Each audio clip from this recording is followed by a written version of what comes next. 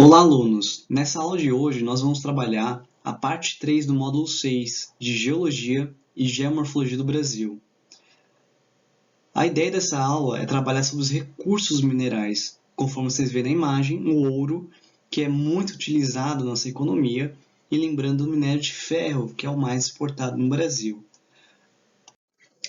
Nessa parte da aula, nós abordaremos então os recursos minerais brasileiros, cuja importância se dá por conta do alto valor comercial e pelo país nosso justamente sermos os maiores exportadores minerais.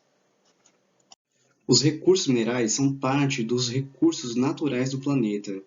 Uma das classificações aplicadas a recursos naturais é justamente para a renovação num rápido período de tempo ou aqueles que demoram para se renovar. No caso, nós veremos aqui os recursos minerais chamados não renováveis, ou seja, aqueles que demoram para se recompor na natureza. Esses recursos minerais não renováveis eles podem ser divididos em duas partes: minerais metálicos e minerais não metálicos, conforme sejam ou não fontes de substâncias metálicas ou também tenham ou não em sua composição minerais úteis de brilho metálico. Os minerais metálicos são divididos em duas partes: ferrosos e não ferrosos. Ferrosos, podemos lembrar justamente do ferro como principal, manganês e o níquel. Já os não ferrosos, eles têm várias categorias, como os básicos, leves, preciosos e raros. Do básico, nós temos o cobre, chumbo, zinco, estanho. Já o leve, nós temos o alumínio, magnésio, titânio, berílio. E nos preciosos, nós temos o ouro, a prata, platina. E nos raros, nós temos o césio, berílio, lítio.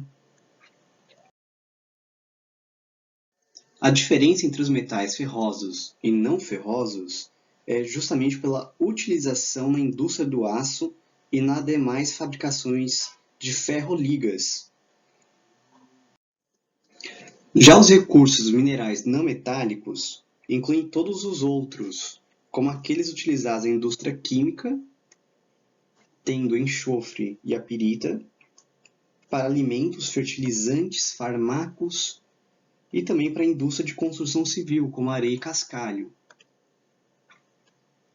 Desde outros exemplos, nós temos fosfato, potássio, nitrato, calcário, argila. As classes dos não metálicos são definidas em função do uso da substância mineral. Alguns minerais são colocados em mais de uma classe em virtude de terem duas ou mais utilizações distintas. Os recursos minerais metálicos eles são encontrados em rochas magmáticas ou metamórficas, que por sua vez são encontradas nos escudos cristalinos. Dessa forma, é fundamental lembrar o mapa do Brasil sobre a estrutura geológica. Em verde, nós temos os escudos cristalinos. Já em amarelo, são as bacias sedimentares. Lembrando, o Brasil ele é muito rico em minerais metálicos, pois constitui 36% do território brasileiro. Mas lembrando que grande parte da nossa estrutura geológica é formada pelas bacias sedimentares, que são fundamentais nos combustíveis fósseis. O que é importante entender sobre os recursos minerais? Primeiro, é importante saber identificar as regiões do Brasil que são as maiores jazidas minerais, ou seja, aquelas que têm maior concentração daquelas substâncias minerais. Outra coisa importante é saber sobre os impactos sociais e ambientais causados pela exploração dos recursos minerais.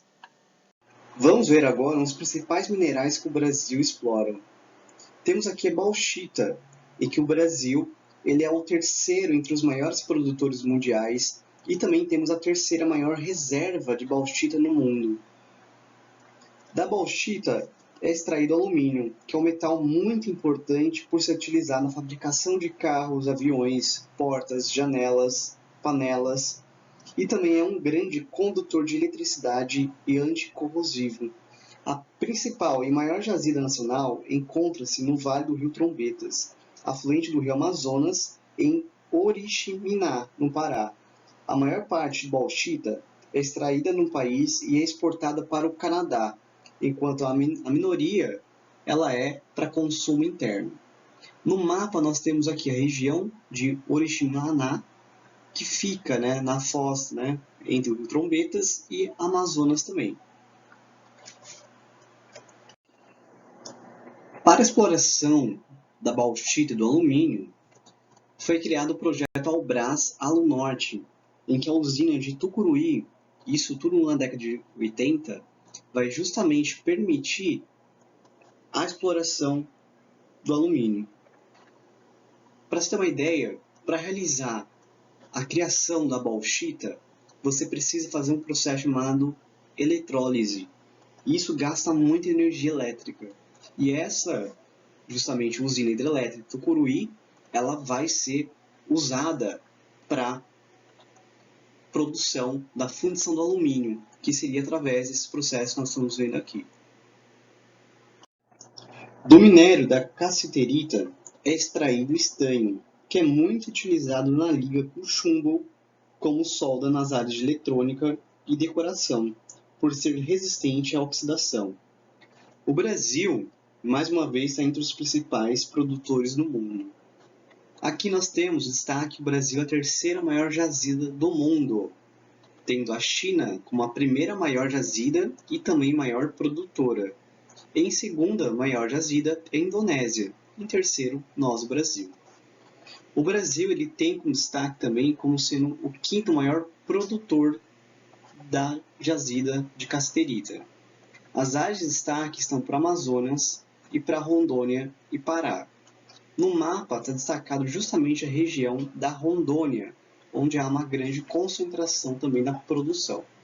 Repare então mais uma vez as regiões Amazonas e Rondônia e Pará, regiões norte do Brasil, regiões que têm muita concentração de indígenas, disputa por terras indígenas, e evidente se torna-se então mais um impacto social quando temos a relação da cassiterita. O minério de ferro é extremamente importante, pois é a matéria-prima do aço e ferro fundido. Ele é utilizado nas indústrias, edifícios, hotéis, estádios, aeroportos, pontes, shopping, ferro-ligas, cimentos e entre outros inumerosos usos. Portanto, ele tem um alto valor comercial. Inúmeros minerais têm ferro como um componente essencial, mas somente os de óxido apresentam grandes concentrações, como nós temos hematita e magnetita. As formações ferríferas compostas de hematite sílica, denominadas itabiritos, se constituem os maiores depósitos de ferro. As reservas brasileiras representam 7,2% das reservas mundiais, o que coloca o Brasil em quinto lugar entre os países detentores de maiores quantidades de minério. Os altos teores de ferro nos minérios brasileiros levam o país a ocupar um lugar de destaque no cenário mundial em termos de ferro contido no minério. As principais jazidas brasileiras, como vocês podem ver justamente, ela é formada principalmente em Minas Gerais, onde representa 67%. Vamos ver agora as demais regiões que nós temos muito conhecimento. Primeiro, quadrilátero ferrífero, que fica em Minas Gerais, onde além de ter ferro, ele também tem um manganês. Localizado entre os municípios de Belo Horizonte, Mariana, Santa Bárbara e Congonhas do Campo, o quadrilátero ferrífero é responsável sozinho por aproximadamente 80% da produção nacional, sendo que 60% a 70% dessa produção de ferro ela é destinada à exportação.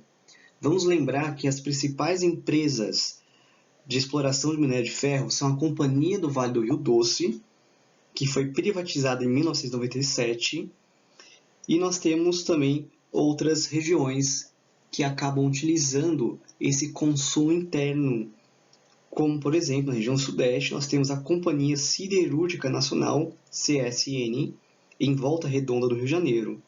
Em São Paulo nós temos a Companhia Siderúrgica Paulista, que fica em Cubatão. Em Minas Gerais nós temos a Uzi Minas e a Companhia Siderúrgica Tubarão, no Espírito Santo. O minério de ferro é transportado pela estrada de ferro Vitória-Minas, que pertence também à Companhia do Vale do Rio Doce. E geralmente ela é exportada pelo porto de Tubarão, no Espírito Santo. Todas essas informações já foram cobradas em vestibulares. Outra região muito importante é no Pará, que corresponde a 16% da nossa produção da concentração de minério de ferro. As Serras do Carajás, que fica localizado no sudeste do Pará, possui a maior reserva de minério de ferro do mundo e a segunda maior área produtora do país. A exploração desse e de outros minérios faz parte da estratégia do chamado Projeto Grande Carajás, que foi criado na época da ditadura militar no Brasil, num período mais ou menos da década de 70. A produção dessa área é voltada para o consumo externo, como o Japão, e também é transportada pela Estrada de Ferro Carajás, que faz parte da Companhia do Vale do Rio Doce. Nossa terceira área, com maior concentração de ferro, é na região de Mato Grosso do Sul, no chamado Maciço do Urucum, que fica a oeste do Mato Grosso do Sul, com a divisa com a Bolívia. Nessa região, além do ferro, também temos o manganês. O manganês também é utilizado na produção do aço. E o Brasil também tem grandes concentrações de manganês. A região que mais tem manganês é a região da Bahia, Rondônia e Mato Grosso do Sul. O nióbio, ele é um metal utilizado na composição de ligas metálicas empregadas na fabricação de fios, supercondutores, turbinas de aviões e entre outros usos. O Brasil é o principal, mas não é o único produtor de nióbio. Temos também o Canadá, que é o segundo maior produtor. O Brasil é responsável por 98% da produção do nióbio. Isso é uma grande riqueza já do Brasil. O problema é que recentemente, levantados por discussões políticas sobre a questão do nióbio, ele não tem uma demanda. Isso faz com que, na verdade, não há necessidade de termos mais produção de nióbio. Afinal, o mercado externo já está saturado e o Brasil já é um grande produtor. Lembrar que boa parte das produções, as principais reservas inexploradas que são em pauta, são justamente na região norte do Brasil, onde está praticamente a floresta amazônica. E é essa região que tem uns locais que estão em discussões por terras indígenas. Aqui nós temos a produção nacional de liga ferro-nióbio, mostrando a quantidade de 2015 e a demanda mundial. Reparem que nossa produção já é bem maior do que a demanda. Olha só, 174 para 110.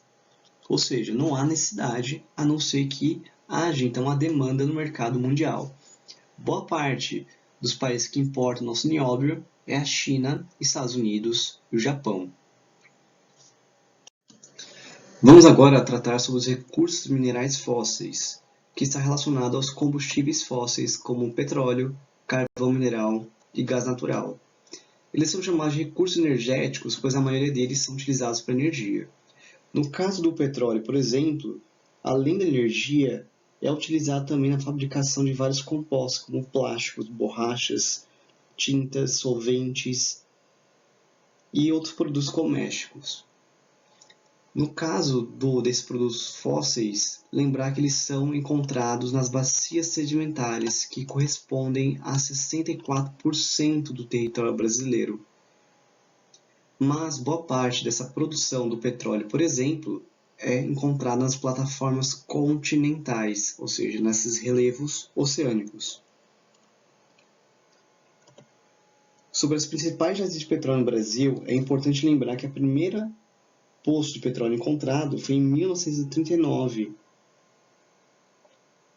E as principais jazidas de petróleo estão justamente na Bacia de Santos, Bacia de Campos, no Recôncavo Baiano e também na Bacia de Urucum. O nosso segundo tipo de recurso energético é o carvão mineral, que além de ser utilizado com a queima do carvão gerando poder calorífico, que vai queimar e aquecer caldeiras que geram vapor, que movimentam turbinas, que geram então energia elétrica. ela também tem gás produzidos através de fertilizantes, amônias, combustíveis líquidos, lubrificantes, combustíveis para aviação, isqueiro, diesel e metanol. O Brasil só tem 0,8% das reservas de carvão mineral no mundo, e essa concentração está justamente na região do Cinturão Carbonífero, que fica localizado na região sul do Brasil, pegando estados do Rio Grande do Sul, Santa Catarina e Paraná. A maior reserva está no Rio Grande do Sul, mas a maior produção é justamente em Santa Catarina. Aqui é a região do Vale do Tubarão, que é a região mais importante, onde mais concentra essa produção, que tem então essa grande concentração de produção de carvão mineral. O carvão brasileiro ele tem pouca concentração de carbono e tem uma quantidade enorme de matéria inorgânica, que são chamadas cinzas. A queima desse carvão, que tem uma qualidade excelente, ela acaba então aumentando o custo de sua utilização. Lembrando que o Brasil ele tem o carvão liito e hulha, e o melhor carvão seria o antracito, que tem uma grande disponibilidade no mercado mundial. Então o Brasil acaba não tendo uma necessidade desse carvão mineral. Nós importamos carvão mineral da Colômbia, pois nossa produção interna é muito baixa e o nosso consumo é superior. Vamos para o gás natural, que é o nosso último combustível fóssil e também recurso energético. O gás natural é utilizado como combustível industrial, veicular e doméstico, e também é utilizado como matéria-prima nas indústrias siderúrgica, química e de fertilizantes. Ele é mais barato e menos poluente quando comparado aos combustíveis fósseis. O Brasil tem apenas a 42ª posição de reservas de gás natural, enquanto a Rússia, o Irã e o Catar são os países com maior quantidade de reservas de gás natural. Com a produção do gasoduto na virada do milênio, justamente o Brasil teve novos projetos e um novo mercado. Esse gasoduto ele vai permitir, então, a maior infraestrutura no final do século XX e vai passar por 5 estados brasileiros: Mato Grosso do Sul, São Paulo, Paraná, Santa Catarina e Rio Grande do Sul. Em 2006, ocorreu uma crise política com a entrada do Evo Morales, que decidiu expulsar a Petrobras. Depois, o Brasil teve que reaver a situação com a Bolívia. Recentemente, o Brasil fez novos acordos com a Bolívia e espera também realizar outros. Em 2003, o Brasil descobriu uma área rica de gás natural em Santos.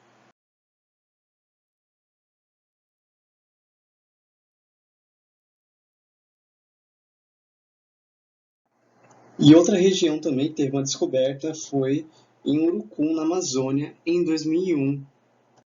No Brasil, o gás natural está localizado no estado do Rio de Janeiro, que corresponde a 48%, enquanto no Amazonas tem 20%, na Bahia tem quase 10% e 8% está no Rio Grande do Norte. Já a produção é concentrada no Rio de Janeiro, com 44%, no Amazonas com 18% e na Bahia com 13%. E por fim, agora nós vamos abordar sobre os impactos ambientais, primeiramente, e depois sociais sobre a exploração dos recursos minerais. É fundamental entender que o impacto ambiental gerado pela atividade de mineração é muito drástica, conforme nós vemos aqui no Maciço do Urucum e aqui no Pará. O impacto ambiental mais forte que vem esses exploração dos recursos minerais é a retirada da cobertura vegetal, que vai potencializar a erosão e aí, como nós já vimos, vai levar a outros milhares de problemas para a região e as regiões próximas à exploração mineral, como a exposição do solo da região que foi retirado e também as chuvas podem levar minerais para outras regiões. Nesse processo da chuva levando para outras regiões, pode também haver a contaminação do solo, ou até com os animais tendo um contato com eles. Vamos relembrar o desastre de Mariana e Brumadinho, que é o tema da nossa outra aula. Na imagem, justamente, nós estamos vendo a lavra, que é o conjunto de operações realizadas visando a retirada do minério a partir do depósito mineral. O depósito mineral que está sendo lavrado é denominado de mina, e esta designação continua sendo aplicada mesmo que a lavra tenha sido suspensa. Que pode ser utilizado, então, equipamentos mecanizados em larga escala, e também pode ser utilizado até mão de obra mais simples, como os garimpeiros.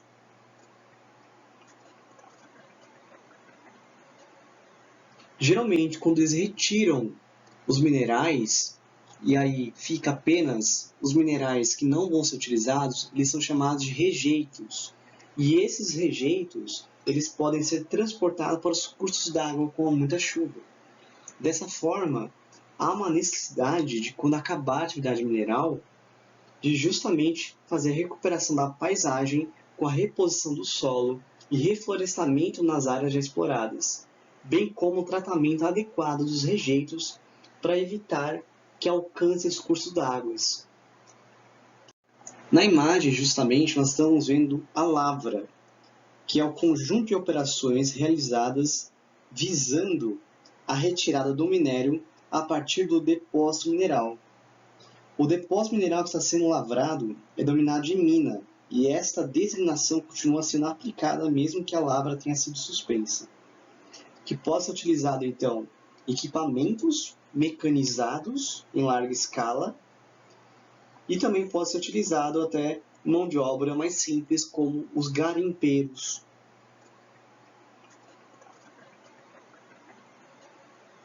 Geralmente, quando eles retiram os minerais, e aí fica apenas os minerais que não vão ser utilizados, eles são chamados de rejeitos. E esses rejeitos, eles podem ser transportados para os cursos d'água com muita chuva. Dessa forma, há uma necessidade de, quando acabar a atividade mineral, de justamente fazer a recuperação da paisagem com a reposição do solo e reflorestamento nas áreas já exploradas, bem como o tratamento adequado dos rejeitos para evitar que alcance os cursos d'água. O segundo impacto é o impacto social, que ele também é extremamente complicado, pois justamente o garimpo manual que é feito por esses garimpeiros, ele é extremamente chocante. No Brasil nós tivemos algumas regiões, como a Serra Pelada, que nos anos 80 ela tinha depósitos de ouros. Essa é uma região que fica no estado do Pará, perto de Carajás. Nessa região teve umas intensas atividades garimpeiras no país, e ele foi justamente um grande foco de atenção. Lembrando que teve até seriado da Rede Globo sobre a Serra Pelada, e aqui é fotos do brasileiro Sebastião Salgado, aqui mostrando a região que parece um formigueiro. Tudo que estamos vendo aqui são pessoas trabalhando em busca do ouro, que é uma atividade extremamente importante, já que o ouro é utilizado em joias, em tratamentos dentários e em muitos setores industriais. O ouro também, que foi muito utilizado na época da economia mercantilista colonial, ela foi justamente muito forte a partir de 1996, quando foi descoberto justamente as maiores jazidas de ouro no mundo, que era justamente na Serra Pelada. Nessa região, então, um monte de gente partiu em busca da produção, e justamente as pessoas tiveram, infelizmente, alguns impactos sociais. A exploração de garimpeiros era questionada muito por ser sem moradia, sem condições de trabalho, condições intensas de trabalho, e a morte era rotineira, como disse Sebastião Salgado. Com a fiscalização do garimpo, que tornou-se muito mais rigorosa, e acabou tendo até atividades ambientais que nos criticavam, pois o garimpo ele acabava muito mais tirando a cobertura vegetal, explorando e não sendo eficiente na sua forma de exploração. Então há muito questionamento sobre as atividades minerais. E aí muitas vezes é feito os garimpos legais, pois eles não correspondem realmente aos cuidados dos impactos ambientais e nem com os impactos sociais, como a exploração do trabalho. Uma frase de Sebastião Salgado é muito interessante. Quando cheguei na Serra Pelada, a sensação foi muito forte. O que senti foi como se eu estivesse escutando o ouro na alma das pessoas, pois praticamente as pessoas só pensavam nisso. Aqui uma outra imagem que mostra, né, justamente a exploração de um policial e o de um garimpeiro, em que havia ali um questionamento do que estava ocorrendo e praticamente essa foto ela correu o mundo. E quando falamos sobre atividade mineral no Brasil, não podemos esquecer os casos de Mariana e Brumadinho, que não foram as primeiras vezes que houve um desastre desse tipo no Brasil, mas, sinceramente, também não serão os últimos. Na próxima aula, nós vamos entender um pouco mais sobre o que foi esse desastre de Mariana e de Brumadinho.